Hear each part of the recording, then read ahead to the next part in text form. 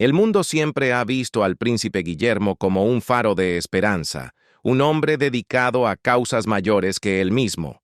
A menudo lo hemos escuchado hablar con fervor sobre cómo el pueblo de Brasil ha abrazado apasionadamente los desafíos que todos enfrentamos para proteger nuestro mundo natural. Él fundó iniciativas globales, preocupado por salvar los pulmones de la Tierra.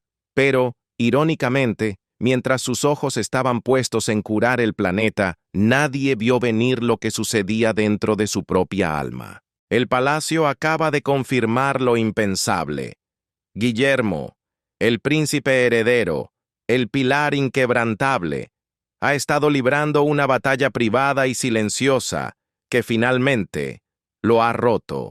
Detrás de esa sonrisa tranquila y ese cumplimiento perfecto del deber, se estaba desmoronando lentamente. Su familia lo vio suceder, impotente para detener la caída. ¿Qué luchas desgarradoras ha estado ocultando Guillermo?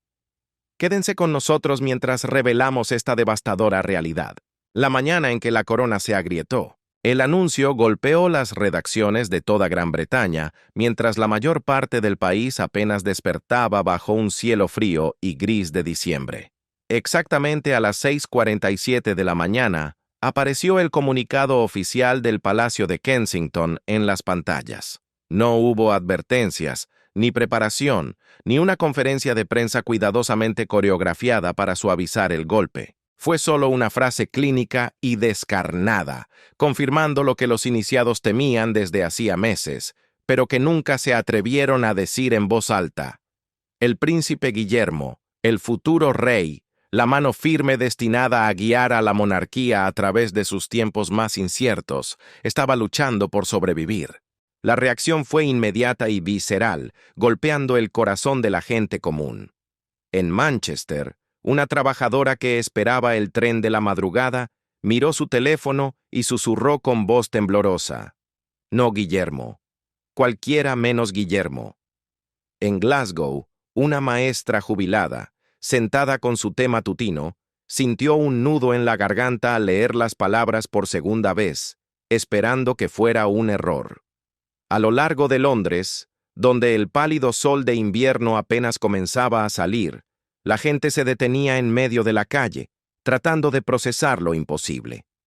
El único miembro de la realeza que siempre parecía compuesto, controlado y listo para todo, había llegado a su punto de quiebre. En cuestión de minutos, la BBC interrumpió su programación habitual. Sky News trajo a corresponsales reales que se veían visiblemente conmocionados mientras intentaban explicar qué significaba esto. Los presentadores de ITV hablaban en tonos susurrados, ese tipo de voz reservada solo para las tragedias nacionales. Porque, en muchos sentidos, esto se sentía como una. No era una muerte, no era un escándalo, sino el colapso silencioso de alguien de quien toda la institución había llegado a depender. Al otro lado del Atlántico, donde acababa de pasar la medianoche, las cadenas estadounidenses se apresuraron a actualizar su cobertura nocturna. El cintillo de Última Hora de CNN decía simplemente: «Palacio confirma, Guillermo está luchando». Para los espectadores estadounidenses mayores, aquellos que recordaban a los hijos de Diana como niños afligidos caminando detrás del ataúd de su madre, la noticia tenía una resonancia particularmente dolorosa. Guillermo siempre había sido el fuerte, el protector, el futuro. Ver esa imagen agrietarse se sentía profundamente inquietante. Pero lo que hizo que el anuncio fuera verdaderamente extraordinario no fue solo su contenido, fue su momento y su tono. El palacio rara vez admite vulnerabilidad. La institución ha pasado siglos perfeccionando el arte de parecer inquebrantable, incluso cuando se derrumba por dentro. Sin embargo, aquí, en una fría mañana de diciembre, el Palacio de Kensington había hecho algo casi sin precedentes. Dijeron la verdad. El comunicado fue breve, pero inconfundiblemente honesto. El príncipe de Gales reducirá su agenda para priorizar su salud y el bienestar de su familia. Sin giros, sin eufemismos, sin pretender que eran ajustes de rutina. Solo un simple reconocimiento de que Guillermo, después de meses cargando pesos imposibles, ya no podía mantener el paso. Dentro del Palacio de Buckingham, el personal superior se movía con una eficiencia sombría. Se habían preparado para el shock público, pero incluso ellos parecían afectados por el peso de la confirmación. Un ayudante de toda la vida, saliendo al aire frío de diciembre por un breve momento de soledad, fue escuchado diciendo en voz baja: «Le pedimos demasiado. Todos lo sabíamos, y se lo pedimos de todos modos». En Windsor, donde el rey Carlos había pasado una noche de insomnio luchando con la decisión de permitir el anuncio, el ambiente estaba cargado con la culpa de un padre. Carlos entendía la necesidad institucional mejor que nadie. Pero ver a su hijo, el heredero que había criado para llevar esta misma carga, admitir finalmente que no podía soportarlo solo, golpeó algo profundo y doloroso dentro de él. La princesa Ana, que había sido de las primeras en reconocer cuán peligrosamente al límite estaba Guillermo, sintió una triste reivindicación mezclada con dolor genuino. Ella había advertido repetidamente que la estructura era insostenible, que poner tanto peso sobre una sola persona, por muy capaz que fuera, eventualmente llevaría al colapso.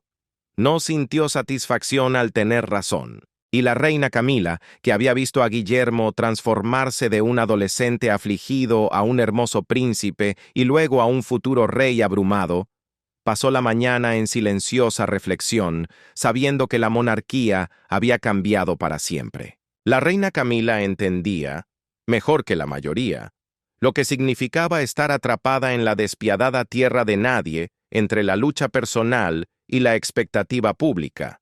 Ella sabía que admitir debilidad dentro del rígido sistema real requería un tipo de coraje que el mundo exterior rara vez reconocía. A media mañana, la conversación global se había intensificado. Las redes sociales se inundaron de preocupación, especulaciones y un inesperado torrente de empatía. Los hashtags con el nombre del príncipe eran tendencia en todas las plataformas. Los defensores de la salud mental elogiaban al palacio por su transparencia, pero por debajo de los mensajes de apoyo, corría una corriente más oscura de preocupación. Si Guillermo, el pilar de estabilidad, estaba luchando, ¿qué significaba eso para la monarquía misma? La verdad, sin embargo, una verdad que el palacio nunca diría tan bruscamente, era que este momento se había estado gestando durante mucho más tiempo del que nadie fuera de la institución imaginaba.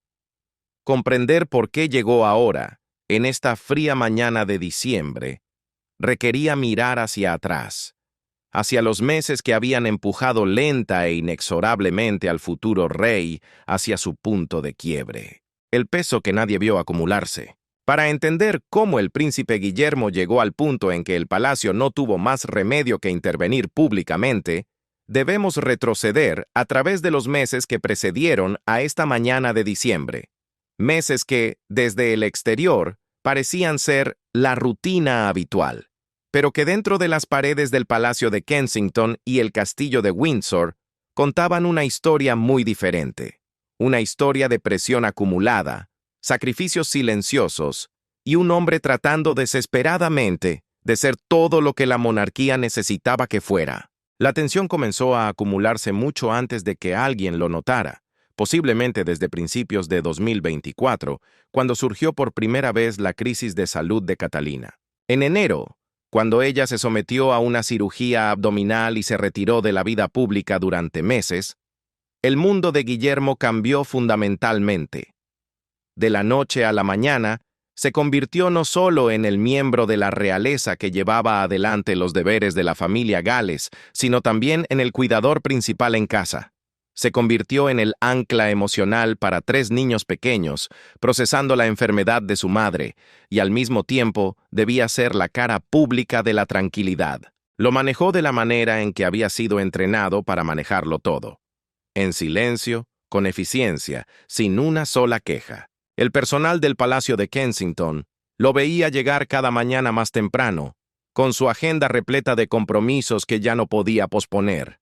Entre deberes oficiales, se escapaba para estar con Catalina, para proteger a Jorge, Carlota y Luis de lo peor de la ansiedad, para proyectar una normalidad cuando todo dentro de él se sentía cualquier cosa menos normal. Aquellos cercanos a la familia notaron pequeños cambios, grietas en la armadura.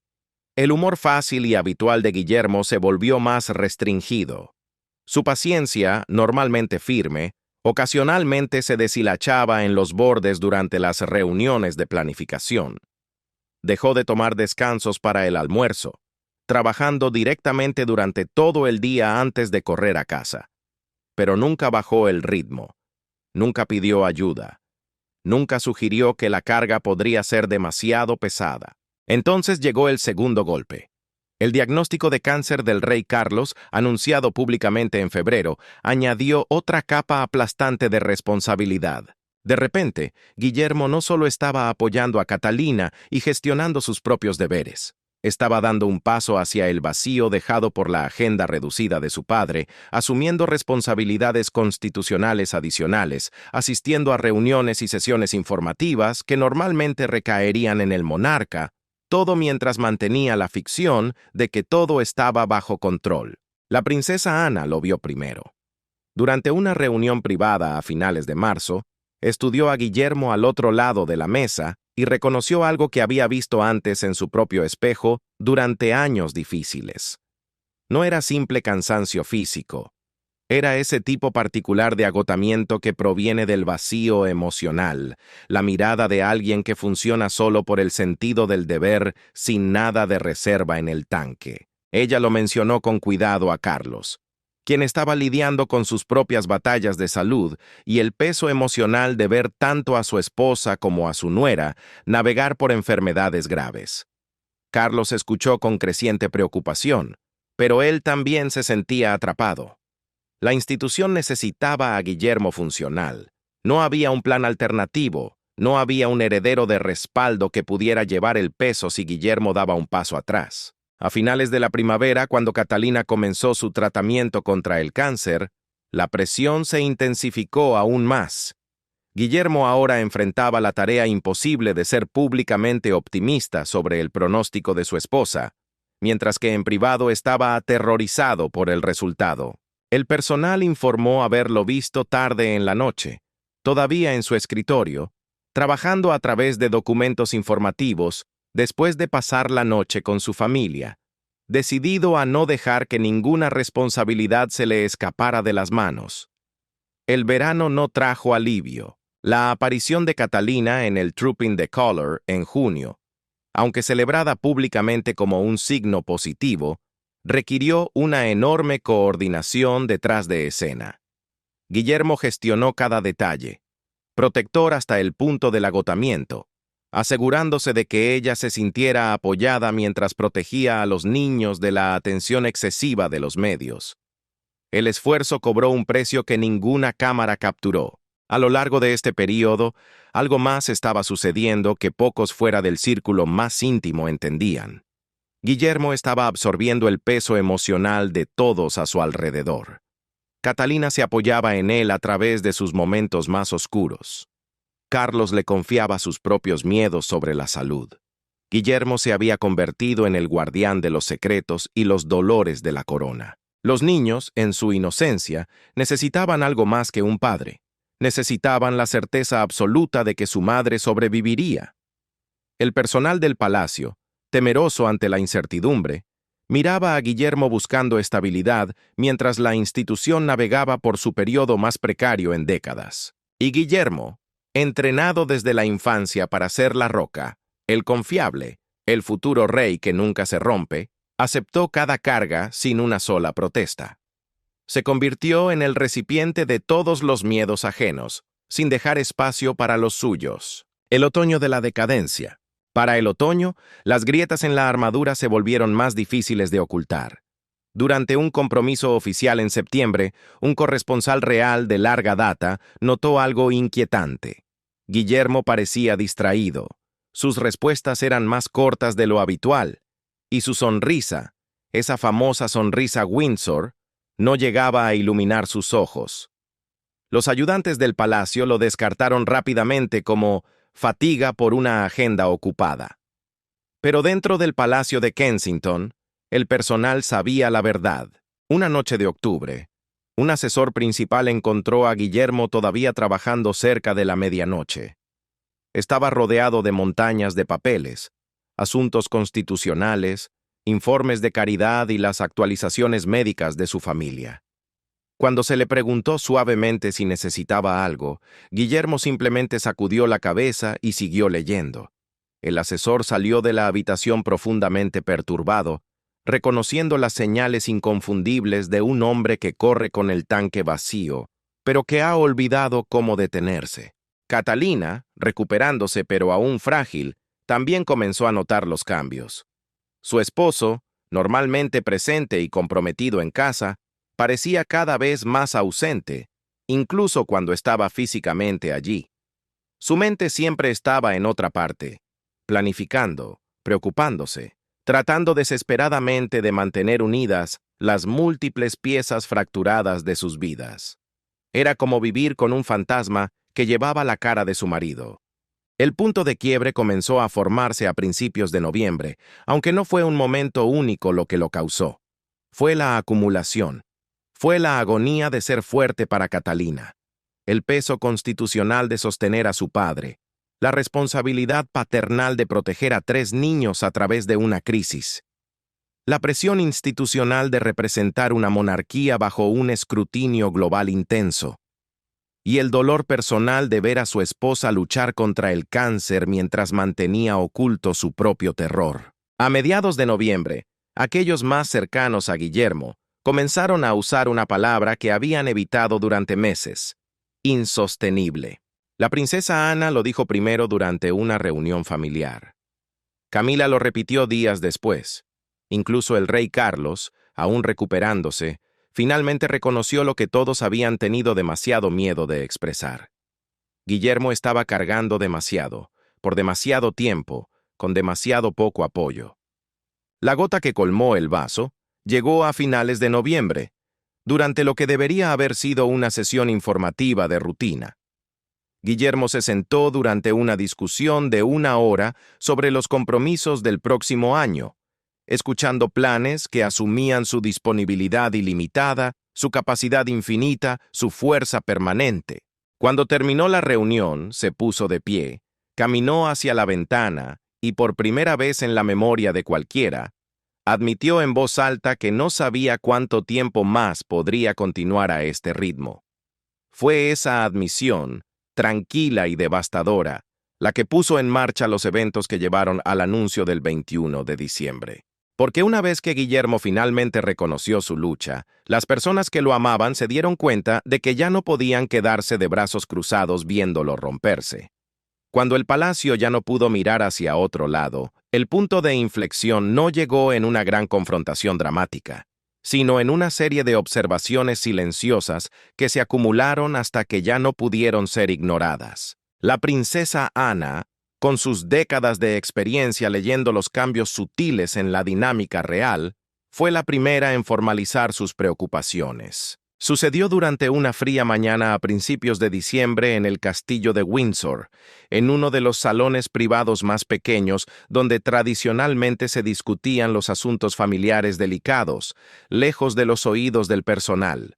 Ana había solicitado la reunión con el rey Carlos y su tono no dejaba lugar a las evasivas habituales. Llegó llevando una carpeta, algo inusual para alguien que típicamente confiaba en su memoria y su instinto.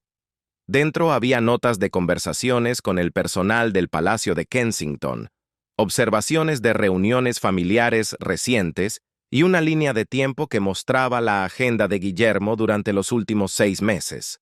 El documento pintaba un cuadro que era imposible de descartar. «Él está funcionando», dijo Ana, dejando la carpeta sobre la mesa entre ellos con un golpe sordo. «Pero no está bien. Hay una diferencia y hemos estado fingiendo no verla». Su voz llevaba esa firmeza particular que reservaba para los momentos en que el protocolo debía dejarse de lado en favor de la verdad.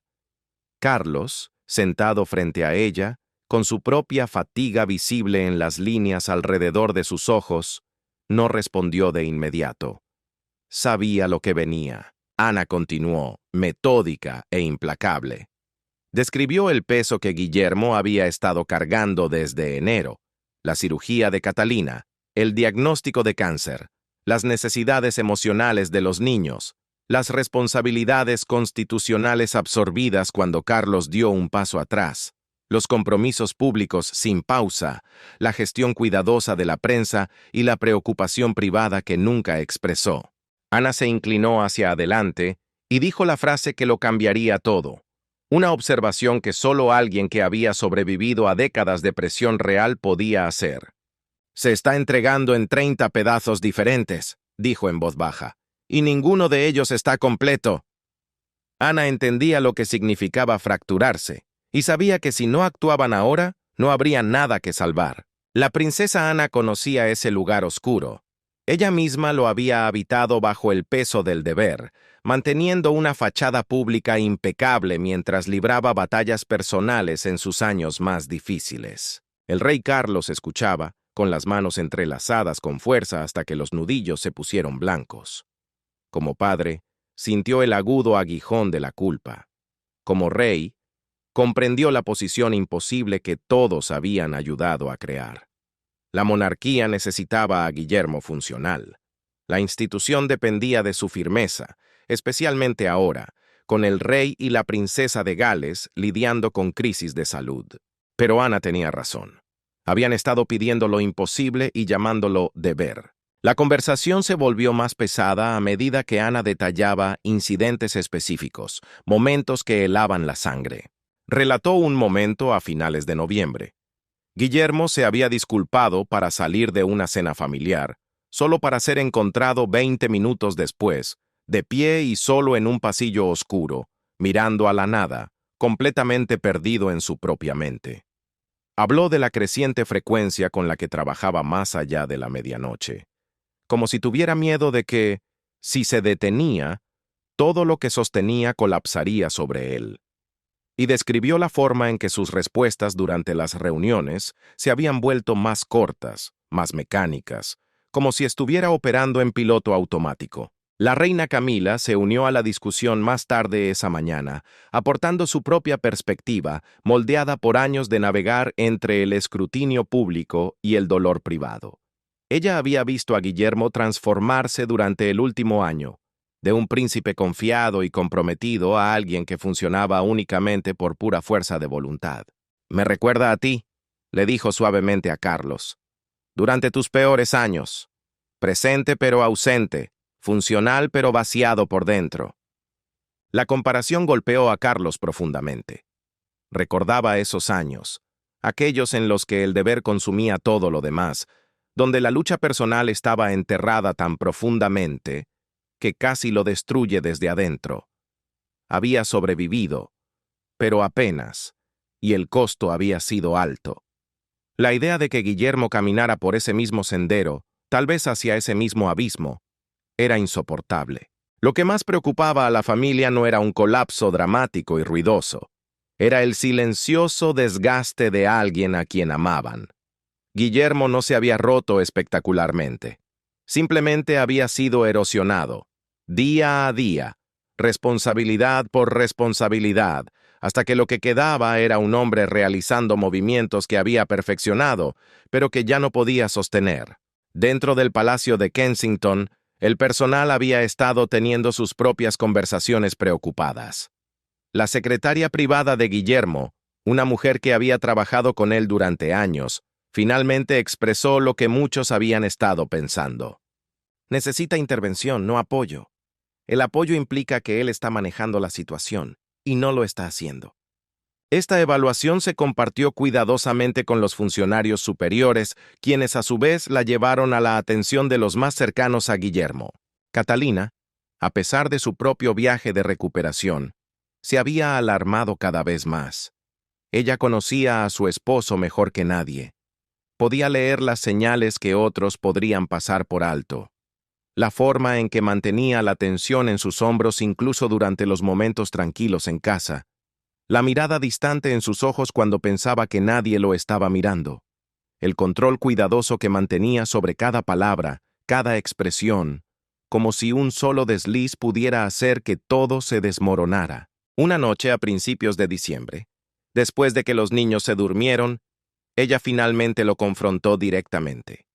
No con ira, sino con la devastación silenciosa de alguien que ve a la persona que ama desaparecer bajo cargas que se niega a soltar.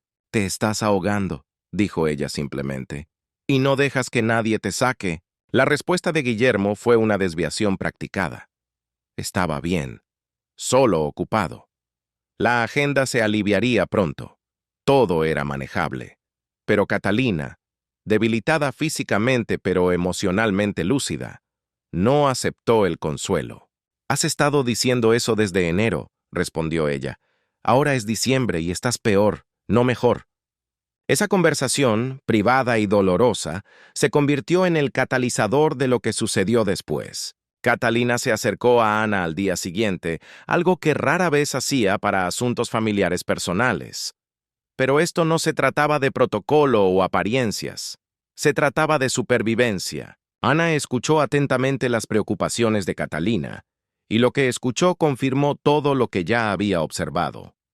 Guillermo estaba en crisis, incluso si se negaba a nombrarlo así. A mediados de diciembre, se había formado un pequeño grupo, unido por la preocupación compartida y la determinación.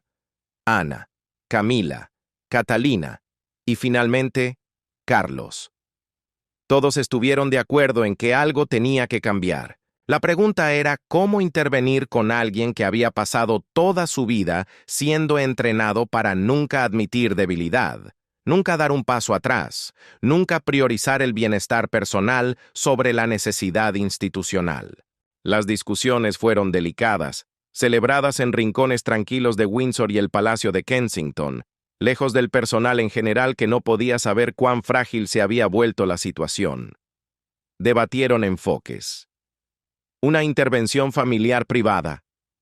Una reestructuración de deberes presentada como ajuste institucional. O un reconocimiento público que obligaría a Guillermo a aceptar ayuda haciéndolo oficial. Ana presionó por la transparencia total. «Si manejamos esto en privado», argumentó ella con firmeza, «él se convencerá a sí mismo y a todos los demás de que puede manejarlo. La única manera de crear un cambio real es hacer imposible que continúe como lo ha estado haciendo». Era una posición dura, pero Ana nunca había sido de las que elegían la comodidad sobre la necesidad. Sabía que para salvar al hombre tenían que detener al príncipe. La reina Camila estaba profundamente preocupada por las repercusiones públicas. La monarquía ya estaba navegando por aguas turbulentas con la crisis de salud del rey Carlos y la recuperación del cáncer de Catalina. Añadir la lucha mental de Guillermo a esa narrativa inestable corría el riesgo de crear una percepción de fragilidad institucional que la corona no podía permitirse. Pero ella, con su pragmatismo habitual, también reconoció una verdad más oscura. Fingir que todo estaba bien, mientras Guillermo colapsaba lentamente ante sus ojos, no servía a nadie, y menos aún a la institución que todos intentaban proteger desesperadamente. Carlos fue quien luchó más dolorosamente con la decisión. Como rey, entendía la fría necesidad de actuar para preservar la estabilidad, pero como padre, sentía que le estaba fallando a su hijo al permitir que la situación llegara a este punto crítico. Las noches de insomnio que pasó revisando opciones, buscando consejos y sopesando consecuencias, lo llevaron siempre a la misma conclusión inevitable. Guillermo necesitaba ayuda. Y la única forma de garantizar que la recibiera era hacer que dar un paso atrás fuera una orden imposible de rechazar. Para el 20 de diciembre, la decisión estaba tomada. El anuncio saldría a la mañana siguiente, breve, honesto y definitivo. El palacio apoyaría esa decisión pública e inequívocamente. No era lo que nadie quería, pero era lo que todos acordaron que se había vuelto necesario. Sin embargo, lo que ninguno de ellos anticipó completamente fue cómo respondería el propio Guillermo cuando se viera acorralado por el plan. La noche en que todo se rompió. La conversación que lo cambiaría todo ocurrió la noche del 20 de diciembre en el estudio privado del Palacio de Kensington, el mismo lugar donde Guillermo había pasado tantas noches trabajando solo hasta el agotamiento. La habitación se sentía más pequeña de lo habitual. La oscuridad del invierno presionaba contra las ventanas, creando una atmósfera de encierro. Carlos, Ana y Catalina se reunieron allí con una determinación que llenaba el espacio de una tensión eléctrica. Guillermo sabía que algo significativo estaba por suceder. Había sido convocado suave pero firmemente, y la presencia de los tres juntos indicaba que esta no era una discusión familiar de rutina. Se paró cerca de la chimenea, con una postura defensiva incluso antes de que alguien hablara, como si se preparara para un impacto que ya podía sentir acercándose. Carlos comenzó. Su voz era firme, pero cargada de una emoción contenida. «Guillermo, tenemos que hablar sobre lo que ha estado sucediendo estos últimos meses», dijo el rey. «¿Qué te está pasando a ti?» Las palabras quedaron suspendidas en el aire, simples y devastadoras.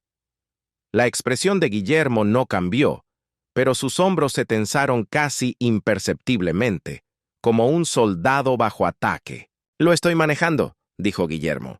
La respuesta fue automática y hueca. Era la misma desviación que había utilizado durante meses, la misma tranquilidad vacía que había ofrecido a todos los que habían expresado preocupación. Pero esta vez, en esta habitación, con estas personas, sonó diferente. Sonó menos a confianza y más a desesperación. Ana, que nunca fue partidaria de los enfoques suaves, cortó la farsa de inmediato.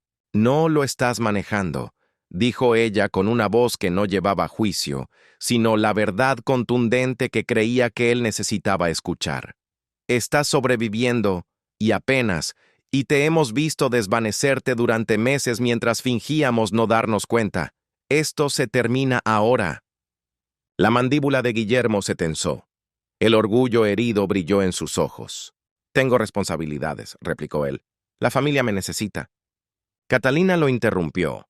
Su voz era tranquila, pero firme como el acero. «La familia te necesita entero, no roto», dijo ella mirándolo directamente a los ojos. «Los niños necesitan a su padre presente, no agotado. Yo necesito a mi marido, no a alguien que se está enterrando vivo tratando de mantener todo unido él solo». La mención de los niños golpeó algo profundo. La compostura cuidadosamente mantenida de Guillermo vaciló por un solo momento. Un destello de dolor puro cruzó sus rasgos antes de que recuperara el control. «Estoy haciendo esto por ellos», dijo con la voz más áspera de lo que pretendía. «Por ellos, por la institución, por todos. Menos por ti mismo», añadió Camila, hablando por primera vez. Ella se había posicionado ligeramente apartada de los demás, observando con la perspicacia particular de alguien que había aprendido, a través de una experiencia dolorosa, lo que significaba sacrificarlo todo por las apariencias. Y ese es precisamente el problema. Carlos se acercó a su hijo. La formalidad entre rey y heredero desapareció, revelando simplemente a un padre confrontando una verdad que había tratado de evitar durante demasiado tiempo. «Mañana por la mañana vamos a publicar un comunicado», dijo Carlos. «Darás un paso atrás de deberes selectos. Esto no es una petición, Guillermo, ya está decidido». Las palabras golpearon como un golpe físico. Guillermo miró a su padre, con la incredulidad y la ira cruzando su rostro.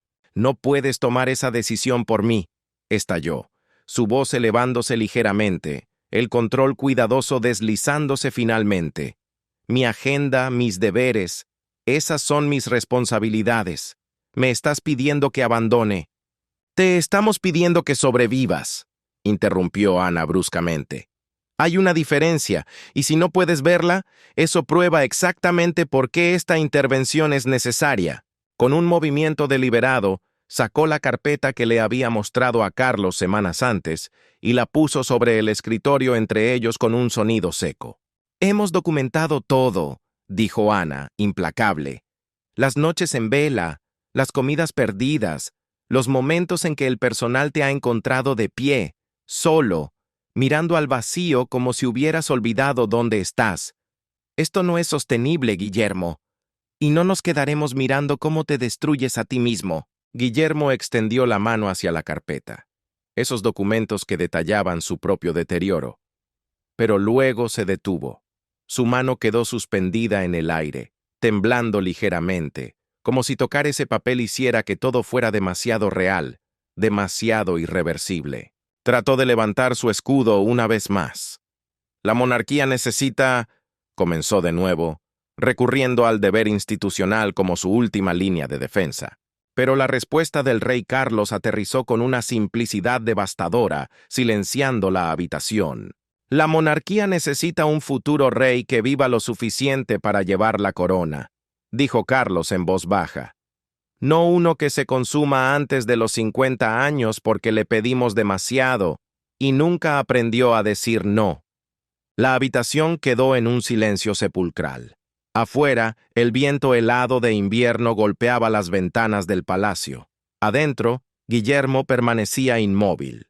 El peso de los meses finalmente cayó sobre él de una manera que ya no podía desviar ni ignorar.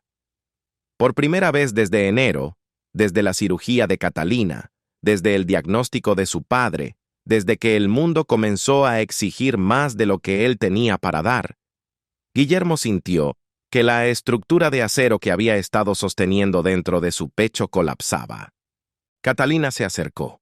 Con una ternura infinita puso su mano suavemente sobre el brazo rígido de su esposo. «Has sido fuerte para mí durante los peores meses de mi vida», dijo ella suavemente con los ojos brillantes. «Mantuviste a los niños unidos cuando yo no podía. Evitaste que el mundo viera lo asustados que estábamos todos. Pero, amor mío, no puedes seguir haciéndolo, no sin romperte». Algo en su voz, esa certeza tranquila, esa falta total de juicio, finalmente penetró las defensas de Guillermo. La miró, realmente la miró, y vio su propio agotamiento reflejado en los ojos de ella. Ambos sabían la verdad. Ella lo había estado viendo fracturarse de la misma manera que él la había visto luchar contra el cáncer, ambos tratando de ser fuertes para el otro mientras se desmoronaban por dentro. «No sé cómo detenerme», admitió Guillermo. La confesión fue tan silenciosa que casi fue inaudible. Era la voz de un niño perdido en el cuerpo de un futuro rey. «Si me detengo, todo se desmorona», continuó, y su voz se quebró peligrosamente. «La agenda, los compromisos, las responsabilidades». Por un momento terrible, los presentes pensaron que realmente se rompería por completo allí mismo. La expresión de la princesa Ana se suavizó, algo extraordinariamente raro para alguien tan famosa por su estoicismo. «No se desmorona, se ajusta», dijo Ana con una firmeza reconfortante. «La institución sobrevivió antes de que tú llevaras este peso solo, y sobrevivirá mientras recuperas la fuerza para llevarlo adecuadamente». Hizo una pausa y luego añadió con una gentileza inusual: «Pero tienes que dejarnos ayudarte. Tienes que permitirte ser humano». Carlos puso su mano sobre el hombro de Guillermo, un gesto simple pero profundo que cerraba la brecha entre el monarca y el heredero. «He cometido muchos errores como padre», dijo, con la voz espesa por la emoción, cargada con el eco de años pasados. «Pero no cometeré el error de ver a mi hijo destruirse por el deber mientras me quedo de brazos cruzados y no hago nada. El comunicado se publicará mañana. Darás un paso atrás y nosotros te apoyaremos a través de lo que venga después». Guillermo se quedó allí, rodeado por las personas que mejor lo conocían, aquellos que lo habían visto intentar ser todo lo que el mundo exigía y más. La lucha se drenó de él lentamente, reemplazada por algo que parecía casi alivio. No era felicidad, no era paz, sino la rendición exhausta de alguien a quien finalmente se le había dado permiso para detenerse. «¿Qué le digo a la gente?», preguntó finalmente con la voz hueca. «¿Qué digo cuando pregunten por qué el futuro rey no puede manejar sus responsabilidades?» «Diles la verdad», respondió Catalina. «Diles que eres humano, que has estado cargando un peso imposible durante un año imposible, que dar un paso atrás no es debilidad, es sabiduría». Apretó su brazo suavemente. «Y cualquiera que no entienda eso, no merece una explicación». La reunión continuó durante 1 hora más, resolviendo la logística, discutiendo la redacción del comunicado, preparándose para la inevitable reacción pública. Pero el momento crítico había pasado. Guillermo había aceptado, no con entusiasmo, sino con la aceptación resignada de quien finalmente entiende que no tiene otra opción. Mientras los demás se preparaban para irse, dando a Guillermo espacio para procesar todo a solas, Carlos se demoró en la puerta. «Estoy orgulloso de ti», dijo en voz baja. «No por ser fuerte, sino por admitir finalmente que no podías ser fuerte solo. Eso requiere un tipo diferente de valentía». Guillermo no respondió, pero algo en su expresión cambió. Quizás fue comprensión. Quizás fue el primer vislumbre de alivio bajo meses de tensión acumulada. O quizás fue simplemente el agotamiento al que finalmente se le dio permiso de existir. La puerta se cerró suavemente, dejando a Guillermo solo en el estudio, donde había pasado tantas noches tratando de mantener todo unido. Mañana por la mañana, el mundo aprendería lo que los más cercanos a él sabían desde hacía meses. El futuro rey estaba luchando, y por primera vez en su vida iba a dejarse ayudar. Afuera, la escarcha comenzó a formarse en las ventanas, dibujando patrones de hielo en la oscuridad. Adentro, Guillermo se dejó caer pesadamente en el sillón junto a la chimenea, y en la soledad del silencio, finalmente se permitió sentir el peso de todo lo que había estado cargando. La mañana en que el mundo supo la verdad estaba por llegar. Las horas entre la medianoche y el amanecer del 21 de diciembre pasaron con una quietud inquietante dentro del Palacio de Kensington. Guillermo apenas había pegado ojo. Se movía inquieto por los apartamentos privados, vagando como un espectro en su propia casa, mientras Catalina lo observaba con una preocupación silenciosa desde la penumbra. Él seguía regresando a la ventana, una y otra vez, mirando hacia la oscuridad exterior como si buscara algo que no podía nombrar, tal vez una respuesta, tal vez una salida, tal vez absolución. A las 5:30 de la mañana se rindió. Dejó de fingir que descansaba y se sentó solo en el estudio, esperando el momento que lo cambiaría todo. A las 6:15, la princesa Ana llegó al palacio mucho antes de lo esperado. Encontró a Guillermo exactamente donde había anticipado, rodeado de los familiares adornos del deber, libros, documentos, retratos de ancestros, pero luciendo más aislado de lo que ella jamás lo había visto. «¿Dudas de último minuto?», preguntó ella. Su tono era neutral, pragmático, pero no carente de amabilidad. Guillermo sacudió la cabeza lentamente. «No», respondió, con la voz ronca por el silencio de la noche. «Solo me pregunto qué viene después». Fue una respuesta honesta, el tipo de verdad que rara vez se permitía expresar. Durante meses, tal vez años, había estado tan concentrado en sobrevivir a cada día, en superar la siguiente obligación, la siguiente crisis, la siguiente demanda, que había dejado de imaginar cualquier futuro más allá del horizonte inmediato. Ana se sentó frente a él. La oscuridad del invierno todavía era espesa más allá de los cristales. «Lo que viene después es que aprendes a vivir de otra manera», dijo ella, con la sabiduría de quien ha caminado por ese sendero. «No una vida más pequeña, Guillermo, solo una más honesta». Hizo una pausa y luego añadió con su característica franqueza brutal: «La institución se ajustará, siempre lo hace. La pregunta es si tú te permitirás ajustarte con ella». Para las 6:30, la versión final del comunicado estaba lista para su lanzamiento. El equipo de comunicaciones del palacio había trabajado durante toda la noche, puliendo cada sílaba, refinando un lenguaje que equilibrara la honestidad con la dignidad, la transparencia con la discreción. Lo que habían creado no tenía precedentes en su franqueza. Un reconocimiento de apenas 17 palabras que rompería décadas de estoicismo real. Carlos llegó poco antes de la hora programada para el lanzamiento, luciendo demacrado pero resuelto. Él también había pasado su propia noche de insomnio luchando con la decisión, sabiendo que autorizar este comunicado significaba confirmar públicamente lo que la familia había tratado de manejar en privado con tanto esfuerzo. pero también había llegado a una conclusión que le trajo una paz inesperada. Proteger a su hijo importaba más que proteger las apariencias.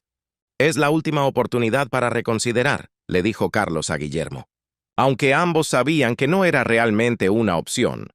La maquinaria ya estaba en movimiento, el comunicado en cola, el personal preparándose para las consecuencias. Guillermo apreció el gesto. Era el reconocimiento de que, incluso ahora, su voz importaba. «Déjalo salir», dijo Guillermo en voz baja. Su voz era firme, a pesar de la tormenta que se agitaba bajo la superficie. «Si voy a hacer esto, prefiero que sea bajo nuestros términos a esperar que el colapso tome la decisión por nosotros». A las 6:47 en punto, el comunicado se publicó en todos los canales oficiales del Palacio. Tras un periodo de sostenida presión personal e institucional, el príncipe de Gales reducirá su agenda para priorizar su salud y el bienestar familiar. 17 palabras. Solo 17 palabras que cayeron como un trueno sobre una nación que aún dormía. La reacción fue instantánea y eléctrica. En menos de 60 segundos, BBC News interrumpió su programación matutina.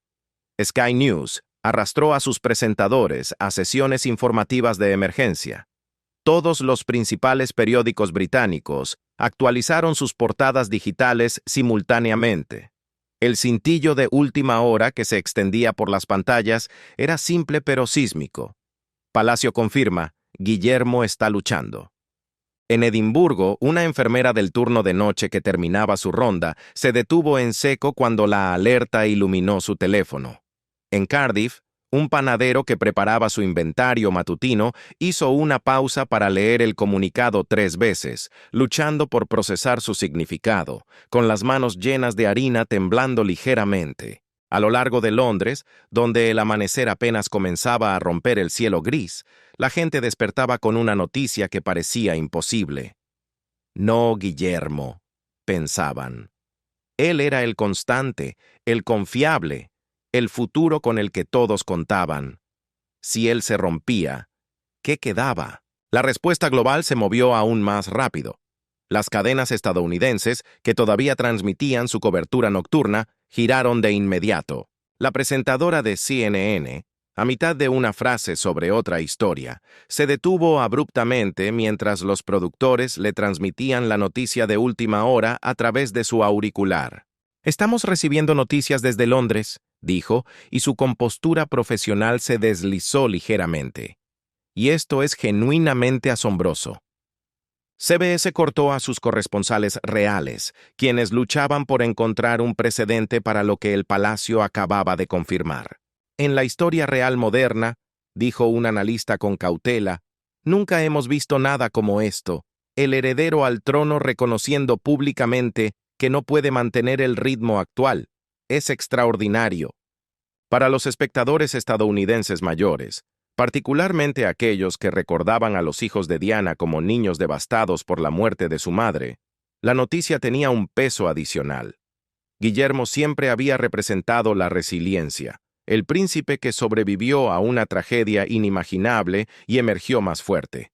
Ver esa imagen complicada, humanizada, hecha vulnerable, se sentía profundamente conmovedor de maneras que los titulares no podían capturar. Dentro del Palacio de Buckingham, el personal superior se había reunido en la oficina de comunicaciones para monitorear la respuesta. El ambiente era de un caos controlado. Los teléfonos comenzaron a sonar casi de inmediato, una cacofonía de demandas. Reporteros exigiendo aclaraciones, contexto, detalles que el comunicado deliberadamente no había proporcionado. Embajadas extranjeras solicitando informes urgentes para entender qué significaba esto para las próximas visitas de Estado. Organizaciones benéficas conectadas a los patrocinios de Guillermo preguntando, con pánico velado, si los compromisos se cumplirían.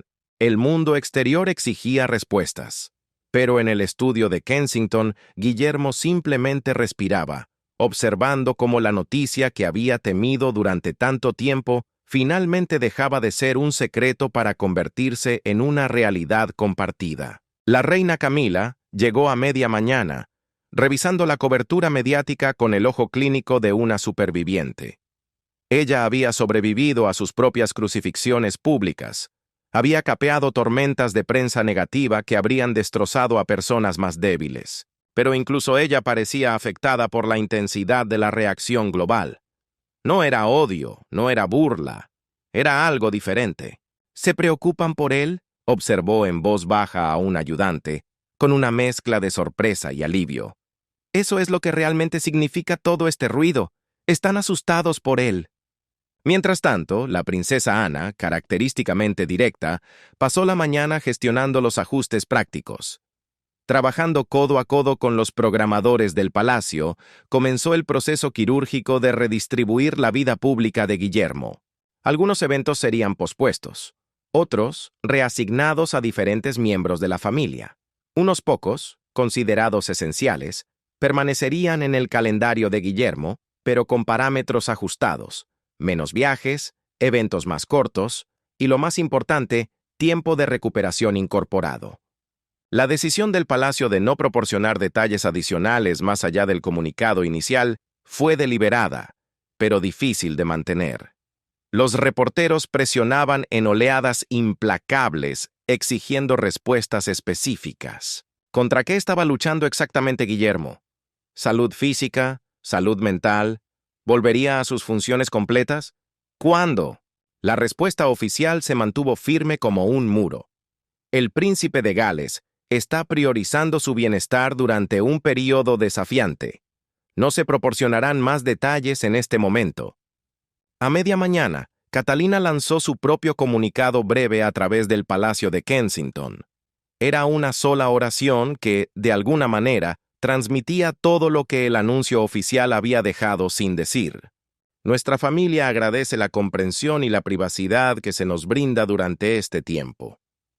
Estaba firmado simplemente con una C.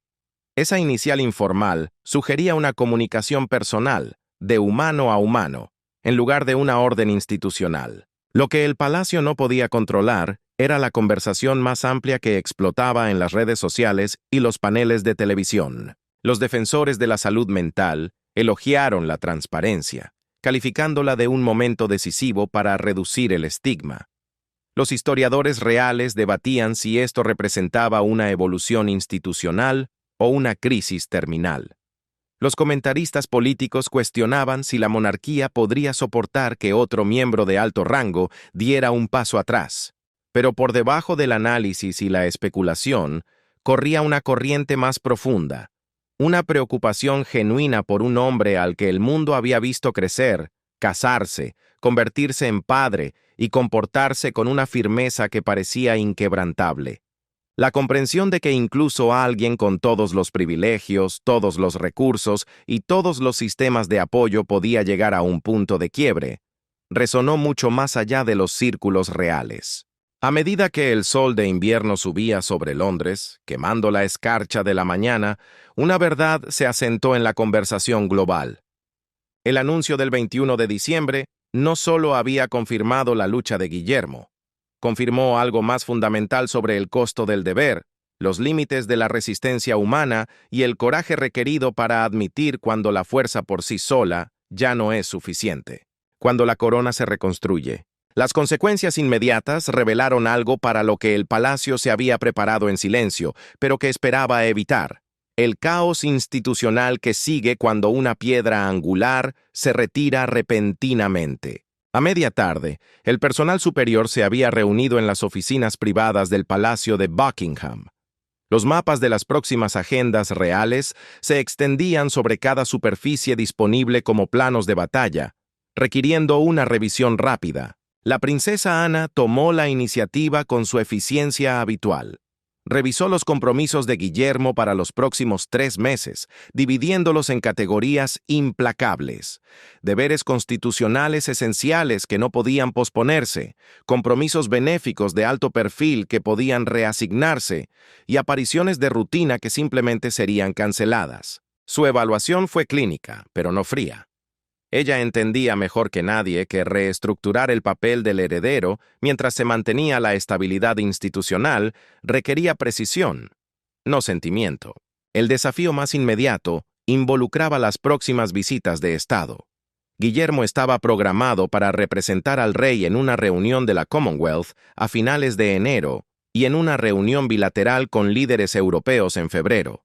Ambos eventos tenían un peso diplomático que no podía transferirse fácilmente. Después de una cuidadosa consideración, Ana acordó asumir el compromiso de la Commonwealth ella misma, mientras que Carlos, si su salud lo permitía, manejaría la reunión europea personalmente. Camila pasó la tarde gestionando un tipo diferente de consecuencia. La respuesta emocional de Carlos al ver cómo se desarrollaba su decisión públicamente. El rey había autorizado el comunicado. Entendía su necesidad. Pero ver la reacción global, leer las especulaciones sobre qué llevó a su hijo a este punto, le pesaba enormemente. Camila lo encontró a media tarde en su estudio privado, mirando la cobertura de noticias en silencio, con una expresión que ella reconoció de sus propios períodos más oscuros. «Hiciste lo correcto», le dijo ella en voz baja, sentándose a su lado. «Incluso si no se siente así en este momento». Carlos asintió, pero no habló.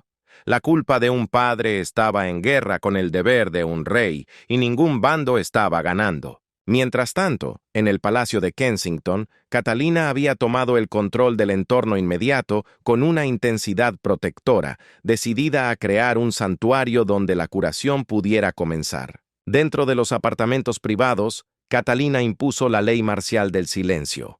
Se prohibió cualquier cobertura de noticias. Dio instrucciones al personal para filtrar las llamadas con una crueldad necesaria, permitiendo el paso solo a la familia y a los asuntos más esenciales del palacio. Las rutinas de los niños continuaron sin cambios. Jorge, Carlota y Luis cenaron a su hora, jugaron y se bañaron como siempre. Esa normalidad deliberada actuó como un ancla, manteniendo el barco estable mientras todo lo demás cambiaba violentamente alrededor de ellos. Guillermo se movió durante el día en un extraño estado de entumecimiento. El alivio que había sentido la noche anterior, ese permiso para detenerse finalmente, había dado paso a algo más complicado y oscuro. La ansiedad sobre la percepción pública lo roía. La culpa por los deberes que ahora recaían sobre otros lo pesaba. Y el miedo, un miedo antiguo y profundo, de que dar un paso atrás lo convirtiera exactamente en el tipo de heredero débil que los críticos siempre habían susurrado que podría llegar a ser. Catalina lo encontró a última hora de la tarde, de pie junto a la ventana, observando cómo la escarcha volvía a formarse en el cristal a medida que la luz del día se desvanecía. ¿Arrepentimientos?, preguntó ella, aunque ya sabía la respuesta por la tensión en los hombros de él. «Demasiados para contarlos», admitió Guillermo con una honestidad brutal, «pero ninguno que cambie lo que tenía que suceder». Fue la evaluación más lúcida que pudo ofrecer. El reconocimiento doloroso de que la necesidad y la comodidad rara vez duermen en la misma cama. Al caer la noche, el palacio lanzó un segundo comunicado, más breve, aclarando un punto crucial. La reducción de deberes de Guillermo era indefinida. Estaba ligada a su recuperación, no a un calendario fijo. La decisión fue estratégica, diseñada para evitar la especulación sobre fechas de regreso y mantener la flexibilidad institucional. Pero también señalaba algo mucho más significativo. El palacio estaba priorizando el bienestar real de Guillermo sobre la gestión de las expectativas públicas. Por primera vez, el hombre importaba más que la agenda. La respuesta internacional a esta aclaración se dividió en líneas familiares, pero con un giro sorprendente. Los medios británicos expresaron un apoyo cauteloso, mezclado con preocupación por la estabilidad monárquica. La cobertura estadounidense se inclinó más hacia el ángulo humano, con expertos en salud mental discutiendo las implicaciones positivas de que una figura pública reconociera su lucha. Pero lo que más sorprendió a los funcionarios del palacio fue la abrumadora empatía del público. Las encuestas realizadas a última hora del 21 de diciembre mostraron que el 73% de Gran Bretaña apoyaba la decisión de Guillermo. Los números eran aún más altos entre los mayores de 50 años, aquellos que lo habían visto crecer de un niño afligido a un príncipe ejemplar. La narrativa no era de colapso o fracaso, era de coraje y necesaria autopreservación. A medida que la noche de invierno se profundizaba sobre Londres, los ajustes institucionales continuaban. El personal trabajaba hasta tarde, actualizando calendarios, informando a las organizaciones benéficas, coordinando con el gobierno. La monarquía, construida para resistir siglos de turbulencia, estaba haciendo lo que siempre había hecho: adaptarse, absorber, sobrevivir. Pero dentro de los apartamentos privados del Palacio de Kensington, algo más tranquilo estaba sucediendo. Guillermo se sentó con su familia. La cena había terminado. Los niños se preparaban para ir a la cama.